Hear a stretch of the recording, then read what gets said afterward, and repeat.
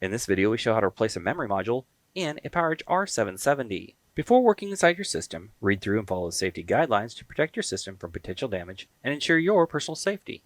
For more information about safety guidelines, see the service manual at dell.com/support.